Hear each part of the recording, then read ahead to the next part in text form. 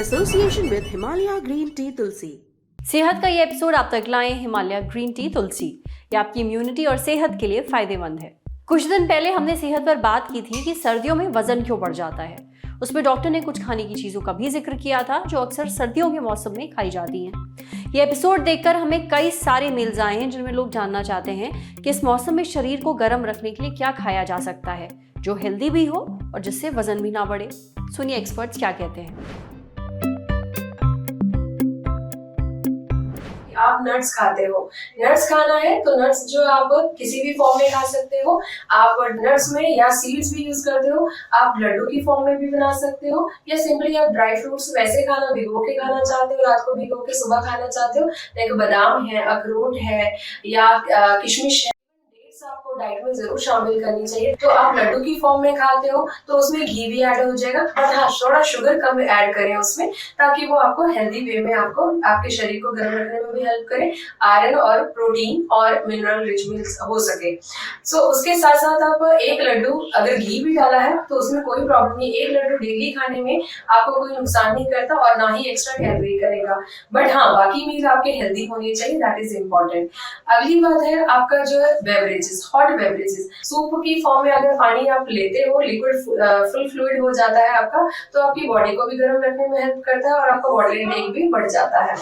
तो सूप की फॉर्म मतलब वेजिटेबल सूप, दाल soup, tomato soup, any form, किसी भी फॉर्म में। नॉन वेजिटेरियन लोग चिकन सूप भी यूज करते हैं, बट उसमें पीसेस जरूर हो ताकि वो प्रोटीन उनको मिल सके। नेक्स्ट आ जाता है spice and herbs. Spice and herbs का मतलब है कि आप जैसे आप ऑलरेडी हम इंडियन जो है अपने मसाले जरूर यूज करते हैं, हर मसाले हम खड़े मसाले यूज करते हैं, दालचीनी है, लौंग है, इलायची है। इसके साथ साथ अदरक और लहसुन भी हम यूज करते हैं सर्दियों में। वो आपके शरीर के तापमान को, टेम्परेचर को गर्म रखने में हेल्प करता है।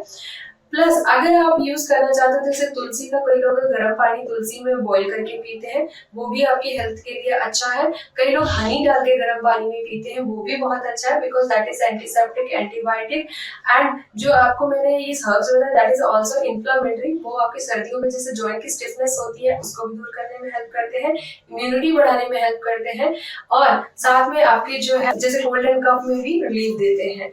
तो ये आपके शरीर के तापमान को मेंटेन करने में भी हेल्प करते हैं। नेक्स्ट आ जाता है आपका प्रोटीन्स। प्रोटीन्स में जैसे आप लोग वेजिटेरियन है, नॉन वेजिटेरियन है, उनके लिए सर्दियों का बेस्ट मौसम होता है आपके डाइट में अंडा शामिल करने का। सो डेली वो एग वाइट, 2 एग वाइट तो खा ही सकते हैं। अगर कोई परेशानी नहीं, कोई हेल्थ का और इश्यू नहीं है, तो एग योग भी ऑल्टरनेट डेज पे यूज किया जा सकता है, जो कि आपके शरीर को के तापमान को भी गर्म रखने में हेल्प करता है। आलू है आपका, शकरकंदी है या बीट रूट है, तो ये सब चीजें भी अपनी डाइट में होनी चाहिए। सारे सीजनल फ्रूट्स भी होने चाहिए।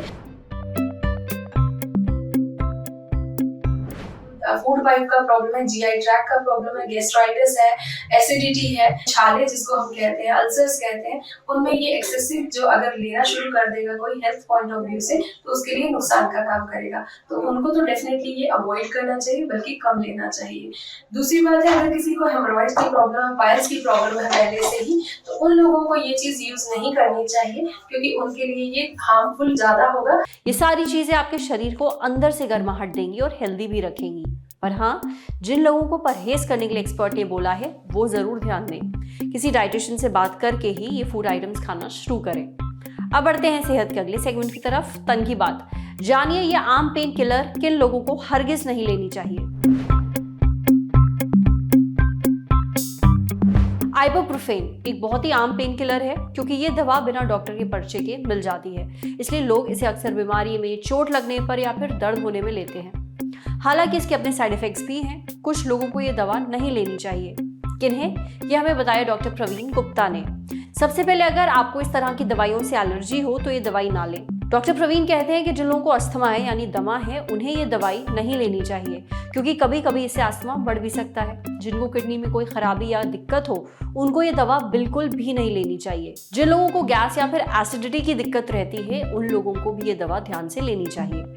दर्द कम करने के लिए और शरीर में इन्फ्लेमेशन कम करने के लिए यानी सूजन कम करने के लिए आइबुप्रोफेन एक बहुत ही असरदार दवा है। लेकिन कोई भी दवा खुद से लेना शुरू कभी भी ना करें। हमेशा डॉक्टर की सलाह लें और उसके बाद वो दवाई खाएं। समझे। अब आ रही सेहत के आखिरी सेगमेंट की खुराक यानी झकासी हेल्थ टिप। जानिए हेल्दी बालों के लिए क्या खाएं।